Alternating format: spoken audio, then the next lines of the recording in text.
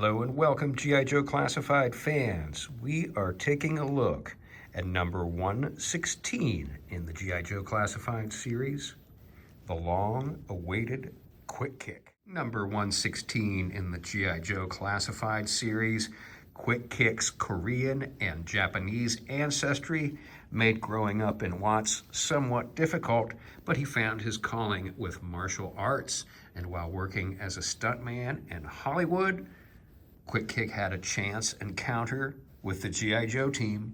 He wound up becoming a member. I've been excited about this figure for a long time. Quick Kick was certainly one of my favorites as a kid. He was so different from the rest of the figures that he really stood out, especially those bare feet, of course, the bare chest. And I do believe we have 100% new tooling from head to toe on Quick Kick. I don't think there is any reuse. As a photographer, I'm real excited that we have 2 extra sets of hands. We have an extra head with sort of a exhaling face, maybe even a striking face. We have a action shuriken. We also have a fudgy bar. Quick Kick also has a backpack with 2 swords. He also has 2 pairs of nunchucks.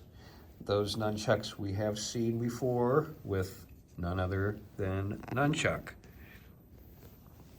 I tend to go for the different fists at this point, and I've been really focusing on his hands as the weapon in a lot of the photography so far.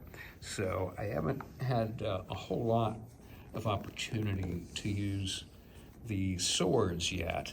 Let's take a look at that backpack. Fortunately, it's not very heavy. It doesn't pull the figure down. He stands great without a stand. The swords fit in there great. The nunchucks fit into the belt really great. There's 2 loops there, as you can see, and the nunchucks just fit right in there. They're a little bit small. I wish those were a little bit larger. I'm somewhat disappointed with those nunchucks. I hope that we get something to replace those soon. They're almost really too small to be held in the hands, and you know, I just find that they're really difficult to use other than as a prop in his belt. The swords, on the other hand, are great. They photograph great. They're painted, as are the nunchucks. I gotta say, the nunchucks really do look great. They're just a little bit too small. His sash looks really good. The stars are not removable. I wasn't anticipating that they would be. The backpack does certainly look like it connects to the sash, which gives it the sense that it's not just floating there on his back like some of the backpacks are. And he is just ripped. He looks fabulous. He does not need a shirt. He has not missed any days in the gym. There's definitely a new design on the pants, and it looks really good. The blue pouches are gone, the stripes are gone, and we have a really interesting design that goes down the sides of the thighs there. And then we do have the swivel there at the joint, right above the ankle. And even have sculpted the bottom of the feet, and we still do have peg holes there for him. I know a lot of us, myself included, had made up custom Quick Kicks from Marvel Legends.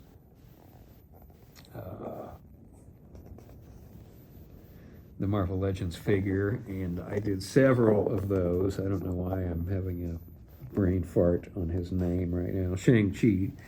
I made several of those. It's nice to finally know that we won't be seeing those any longer. And what an improvement. The head sculpt is really great. I've heard some folks say that they're disappointed with the other head sculpt, which, like I said, I've seen people call it a kissy face or a blowing out the candle face, but it really is, for a martial arts guy. It's an exhaling face, and it would also possibly be a striking face. So I think it is one that it may indeed grow on people. I know a lot of these folks just kind of display their figure one way and throw the extra parts in a bin and never get them again. And those of us who are into photography are not necessarily looking for one look to keep these guys at all the time. And I think some people who aren't interested in photography don't really get that, and will sometimes knock some of the pieces. Let's check out these. Again, I feel like some of these reviewers who aren't into photography will say, oh, it'd be great if we had the extra hands, and when we get them, they say, oh, I got no use for those. And again, these are people that are just going with one look for the figure. They put it on a shelf, likely never touch it again, other than to maybe move it or dust it off every couple of years. Where those of us who are into photography are, the relationship is just beginning when we get this figure out and put it on the shelf the first time, and it's going to go through a number of different changes, and the look is going to change as often as we want to take different photos with it. So there's those karate chop hands, and also we've got the exhaling, striking face there. I think it's a great look. Obviously, I didn't take the time to give him the most dynamic pose, but I really do think it's a good, striking face. It's the exhale that you'd be going through if you had hit someone. Let's check out those. All right, here's a quick kick with the Kung Fu grip hands. As you can see, he has the fudgy bar, and it is a great looking prop that I think we'll be able to use for a lot of different things. Photographers will go crazy over that piece. It's done really well with the tinfoil there as the wrapping, the inside of the wrapping, and you have the red on the outside. It's just a great, very realistic looking piece. It's broken into pieces there on the one side. I don't know if you can see that. Yeah, I think you can kind of see it right there.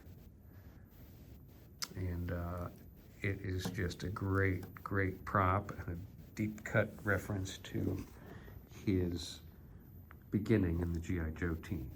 Let's look at the, all right, here we go back to the first head sculpt. We'll call it the normal head sculpt, and here we have him with the two swords. As you can see, they fit into the backpack and into his hands. They fit perfectly. They're not sliding around. It's a very comfortable fit.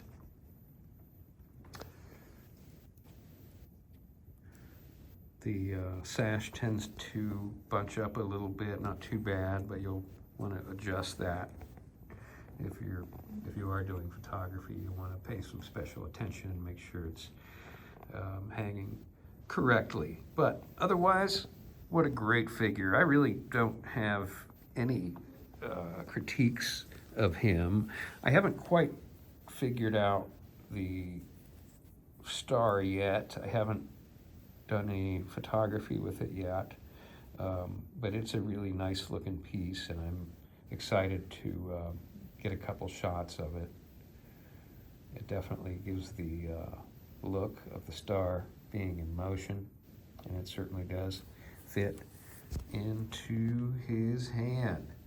So our martial arts folks continue to show up in 6-inch format, and it's really exciting because those were some of my favorite figures. This has been Quick Kick. I'm going to give him a 10 of 10.